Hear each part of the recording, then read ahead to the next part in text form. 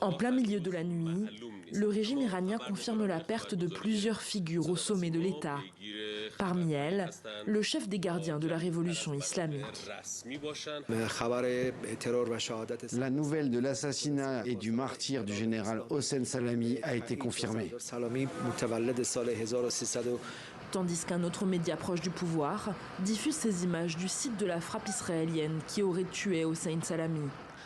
Proche du guide suprême iranien, connu pour ses diatribes enflammées contre Israël et l'Occident, Hossein Salami siégeait au Conseil de la sécurité nationale. Soldat dans la guerre Iran-Irak, il avait été directeur de l'aviation des gardiens de la Révolution, avant d'en devenir le numéro 2 pendant 9 ans. Il avait pris la tête de cette armée idéologique en 2019.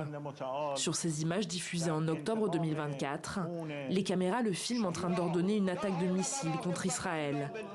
En mai dernier, il avait menacé d'ouvrir les portes de l'enfer en cas d'attaque de Tel Aviv ou de Washington.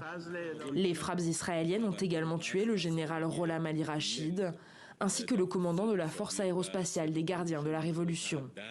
Du côté de l'état-major, le général Mohamed Bagheri, responsable lui aussi des gardiens de la Révolution, mais également de l'armée et du programme balistique iranien, a lui aussi été tué dans les attaques de vendredi. En poste depuis 2016, il travaillait directement sous l'autorité du guide suprême.